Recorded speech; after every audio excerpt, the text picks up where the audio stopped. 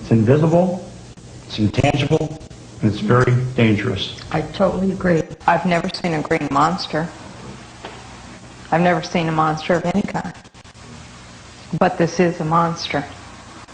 A real monster. Not one out of a book or a movie. A family claims it's terrorized by invisible demonic forces. A house so evil it requires a full investigation and possible exorcism. This monster can take a family and destroy it quicker than anything else, and that's its desire. It loves to destroy anything good, and the family is good. This is Carmen, mother of 4 children, wife to 1 husband, and victim of her first paranormal sexual attack. It physically engulfed me. And every night since I've been under some sort of attack. The next night I was sodomized. The following night I was raped. My husband's been sodomized. My husband's been taken into a deep trance and showed horrible things. I was sodomized doing dishes. But it was her niece Tammy that first aroused the interest, sexual or otherwise, in their resident entity. Something was just grabbing at my bra and pulling it down. And I would pull it back, and it was like pulling a strap here down. And it was pulling the whole front of it down. I kept pulling it back. And, I got scared. So I rolled over onto my stomach. And it stopped then, and then it felt like something had picked up my covers down below the bed and just gradually come up and just lift my nightgown up and touch my back and just slid up my back and back down. And these are the Warrens, a couple that have followed the trail of the paranormal wherever it has led them over the years.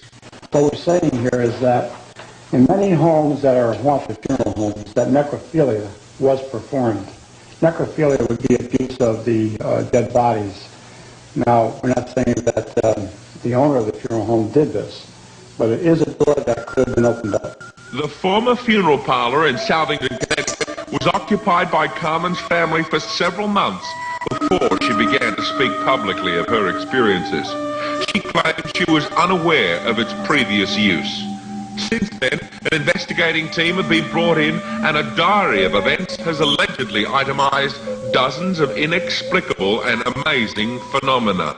On the bed, it's kind of strange because the thing is heavy, but it has these little tiny feet, almost like goat's feet. But when it sits next to you, it feels like a 200-pound man sitting next to you. Apart from the family and the investigators, there have been no other witnesses to these phenomena prepared to speak publicly. For one thing, you have to realize the area that we're entering, all the trappings of the funeral home are still very much intact. This chain body hoist, this lift right here, that the coffins were put onto and brought up through this trap door that is above us into what is now the master bedroom. While my husband and I were in the master bedroom, I would say probably around 3 o'clock in the morning last Thursday, we listened as that kept turning. And there was no one, absolutely no one was down in this area. And then the floor, right here, this floor, which is in the master bedroom, began to rumble.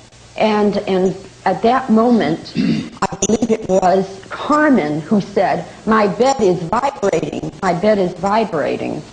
By this stage, some of you may have found this a familiar story, and the clue, the use of the word entity, by both Carmen and Tammy, both of whom admit their affection for the movie of the same name. Well, have you ever seen the movie Entity? It's more or less like that movie, yeah, but it doesn't care. You can be standing and you're raped. You get raped right then and there. In this film, Barbara Hershey's character is attacked almost identically to the description by Carmen of her own experiences. It'll walk all the way around your feet, walk up next to you, slap you. And you can have your arm in front of your face, and the slap can go through your arm and hit you in the face.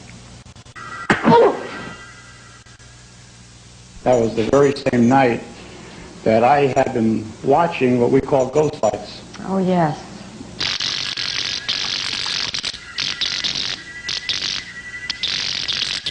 It's told me it will kill my daughter. But it's told my husband it will kill our son. Why haven't you just taken your children, which must be your most dear concern, and left this house? Where would we go? Children need stability. Even if it's going to kill them? Hopefully it won't kill them. Hopefully, good fortune will smile on this house in the near future. But why would a mother suffer such indignity and personal risk to both herself and family? Why would researchers spend weeks at a time covering these events in minute detail? Well, one answer was offered by a very irate and outspoken upstairs neighbour who's had just about enough of the ghost stories and let us know in no uncertain manner. She later calmed down to clearly express her views on the supposed haunting. They claim they didn't know it was a funeral home when they moved in. That's totally incorrect. I work at the real estate place where the owner of the real estate place also owns this house, and these people are well aware. I worked there during the time when this woman came to rent it. She was totally made aware that she was told that this was a funeral home. You're also saying there are difficulties with the rent? That's correct. They're back 2 months, and this month was not paid. She let that statement out to the paper, too, to a reporter. What possible purpose, then, has this manifestation of ghosts? Money. This all started out when the woman downstairs was having nightmares. She told me she was having nightmares, and I said, well, Carmen, I go, maybe you need just a sleeping pill or something. She goes, no. She goes, it's evil. She goes, it's my father. She goes, he's coming to haunt me. I'm calling the Warrens. And how did she know the Warrens? Because of some woman at work told her about the Warrens. Okay. What kind of experiences have you had? None. No rapes, no sodomizing, no hands, no black shapes forming. We did have a light go on and off. That could be a light bulb. Why isn't it? And I was going to swear that why the H isn't it upstairs? Why isn't it? At this point, I asked for the name of a priest who the Warrens claim had visited the house. We wanted to speak to him as an independent source. There is no priest, there is no this, there is no that. What is this? Because of this nut up here almost ran you down? Hey, this is baloney. Come on, let's get out. I'd like to discuss it some more if we can. I'm not discussing anything any further. I think your credibility is I don't care about credibility, pal. We contacted the priest named. He wouldn't appear on camera, but said there were no plans for an exorcism. He did say, however, he felt a strange pressure upon entering the house.